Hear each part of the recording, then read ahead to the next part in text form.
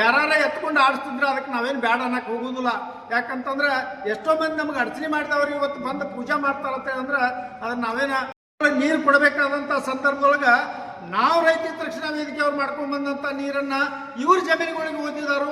ಇದು ಭಾಳ ದುರ್ದೈವ ಸಂಗತಿ. ಆದರೂ ಸಹಿತ ನಾವು ರೈತರು ಇಷ್ಟು ನಿರಾಳದೇವಲ್ಲ, ಈ ನೀರನ್ನು ಅವ್ರು ಉಪಯೋಗ ಮಾಡ್ಕೊಳ್ತಿದ್ದಾರೆ. ಇದು ರೈತ ಹಿತ ರಕ್ಷಣಾ ವೇದಿಕೆ ಅವರು ಉಪಕಾರ ಅಂತ ತಿಳ್ಕೊಂಡ ಇವತ್ತಿನ ದಿವಸ ಈ ನೀರನ್ನು ತಾವು ಉಪಯೋಗ ಮಾಡ್ಕೋಬೇಕು ಅನ್ನುವಂಥ ವಿಚಾರವನ್ನು ತಿಳಿಸಿ ನಮ್ಮ ರೈತ ಬಾಂಧವರಿಗೆ ಇವತ್ತಿನ ದಿವಸ ಸಂತೋಷದ ದಿನ ಅಂತ ಹೇಳಿ ನನ್ನ ಮಾತಿಗೆ ವಿರಾಮ ಹೇಳ್ತಾ ಇದ್ದೇನೆ. ಜೈ ಹಿಂದ್, ಜೈ ಕರ್ನಾಟಕ. ಇಲ್ಲಿವರೆಗೆ ಎಲ್ಲ ಹಿರಿಯರು ಭಾಳ ಚಂದ ಮಾತಾಡಿದ್ದಾರೆ. ಇದ್ರಾಗ ಒಂದೇ ಒಂದು ವಿಷಯನ ನಾವೆಲ್ಲ ರೈತರು ತಿಳ್ಕೊಬೇಕಾಗಿತ್ತಂದ್ರೆ ಈ ಹೋರಾಟ ಇಲ್ಲಿಗೆ ನಿಲ್ಲಬಾರ್ದು. ಯಾಕಂದ್ರೆ ನಮ್ಮ ಸುಮಾರು 12,000 ಎಕರೆ ಹುಕ್ಕೇರಿ ತಾಲೂಕು, ಹುಕ್ಕೇರಿ ನಗರ ಸುತ್ತಮುತ್ತ ನೀವು ಇನ್ನೂ ಹಳ್ಳಿಗಳು ಎದುರಾಗಿದ್ರು 14,000 ಎಕರೆ ನೀರಾವರಿ ಆಗಬೇಕು. ಈ ಹೋರಾಟ ನಿರಂತರ ಇರಾಗಬೇಕು.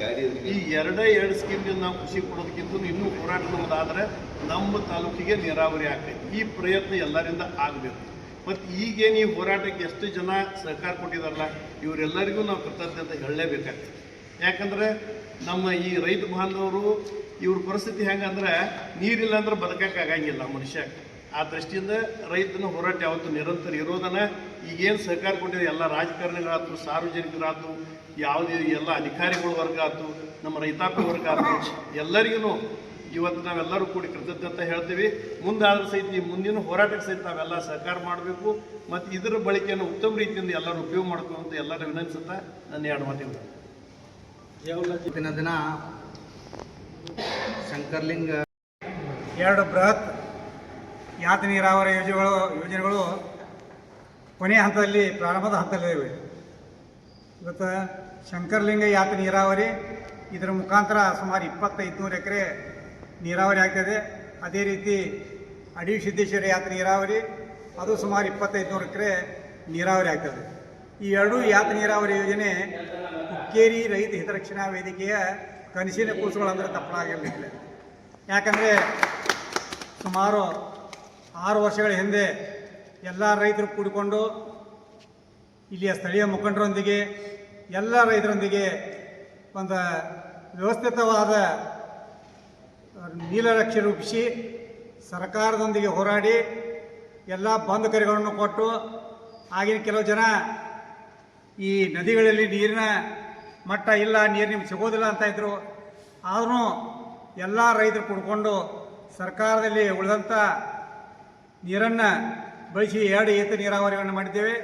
ಇದಕ್ಕೆ ಅನೇಕ ರಾಜಕಾರಣಿಗಳಿರ್ಬೋದು, ಆಗಿನ ಬೃಹತ್ ನೀರಾವರಿ ಸಚಿವರು ಇರ್ಬೋದು, ಇವತ್ತಿನ ಸತೀಶ್ ಜಾರಕಿಹೊಳಿ ಸಾಹೇಬರು ಇರ್ಬೋದು, ಇವರೆಲ್ಲ ನಮಗೆ ತುಂಬ ಒಂದು ಸಹಕಾರ ನೀಡಿದ್ದಾರೆ. ಆ ಸಹಕಾರದ ಪ್ರತೀಕವಾಗಿ ಇವತ್ತು ಈ 2 ಬೃಹತ್ ಯೋಜನೆಗಳು ಪ್ರಾರಂಭ ಆಗಿವೆ.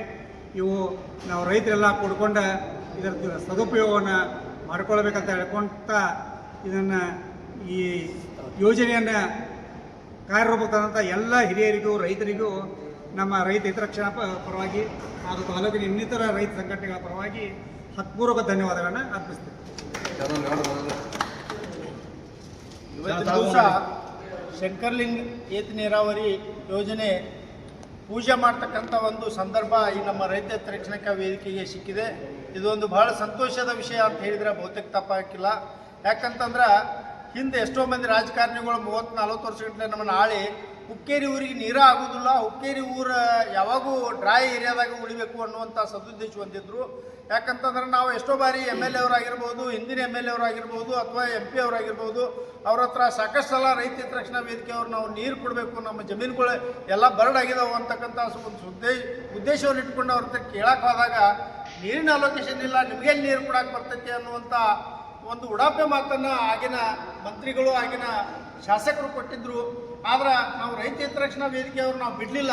ಯಾಕಂತಂದ್ರೆ ಇನ್ನು ನಾವು ಹಿಂಗೆ ಬಿಟ್ಟು ಅಂದರೆ MLA ಅವ್ರು ಹಿಂಗೆ ಅಂತಾರೋ, MP ಹಿಂಗೆ ಅಂತಾರೋ ಅಂತ ಹೇಳಿದ್ರೆ ನಾವು ಬಿಟ್ಟು ಅಂದರೆ ಇದು ಒಟ್ಟು ಉಪಯೋಗ ಆಗೋದಿಲ್ಲ ಅಂತ, ನಮ್ಮ ಭೂಮಿ ಯಾವಾಗೂ ಬರಡ ಉಳಿತೈತೆ ಅನ್ನುವಂಥ ಉದ್ದೇಶ ಇಟ್ಕೊಂಡು ನಾವು ರೈತ ಹಿತರಕ್ಷಣಾ ವೇದಿಕೆ ಅವ್ರು ಏನು ಮಾಡಿದಪ್ಪ ಅಂತ ಕೇಳಿದ್ರೆ ಒಂದು ಬೃಹದಾಕಾರವಾಗಿರ್ತಕ್ಕಂಥ ಒಂದು ಹೋರಾಟವನ್ನು ಹುಕ್ಕೇರಿ ಬಂದ್ ಕರೆ ಕೊಟ್ಟು, ಹುಕ್ಕೇರಿ ಬಂದ್ ಕರೆ ಕೊಟ್ಟರೆ ಆವಾಗ ನ ಭೂತೋ ನ ಭವಿಷ್ಯ ಅನ್ನುವಂಗ ಅವತ್ತು ಭಾರೀ ಪ್ರಮಾಣದೊಳಗೆ ನಮ್ಮ ಪ್ರತಿಭಟನೆ ಯಶಸ್ವಿಯಾಗಿ ನೆರವೇರಿತು.